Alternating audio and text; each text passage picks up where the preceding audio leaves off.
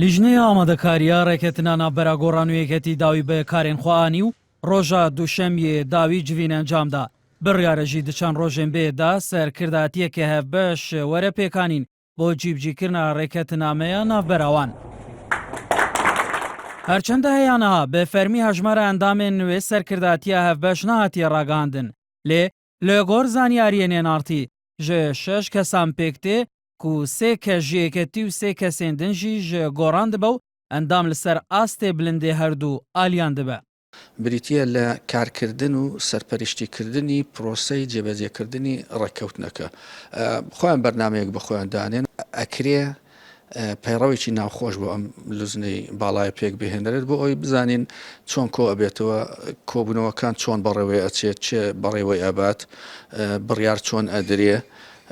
ئەرکەکانی بەوردی چییە؟ سەرکرداتیە هەفبەشیا گۆڕان و یەکەتی دوو ئەرکێن سەرەکی دەبە یەکەم کارکردنە بۆ جیبجیکردنا مادە و بڕگەین ڕێکەتنە ناوبەراوان و هەفدەی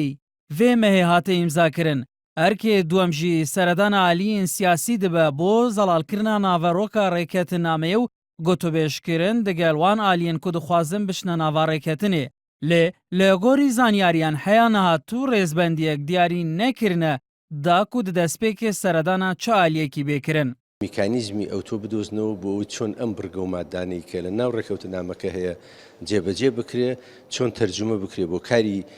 کردداری هەروەها ئەولەویە دابنن بۆ جێبەجێکردنی بڕگە و مادەکان کامیان یەکەم جار بکرێ کامیان دووەم جار بکرێ بەلای ئێمە هەموو لایەنە سیاسەکانی کوردستان پێگە و جێگەی خۆیان هەیە لای ئێمە و لەو حیزب لایەنانەوە دەست پێەکەین یعنی بەپێی ئەوەی کە بۆ کاتی کامیان گونجاو بێ بۆیان ئێمە سەردانی هەموو لایەنەکانەکەین بەبێ جیاواز.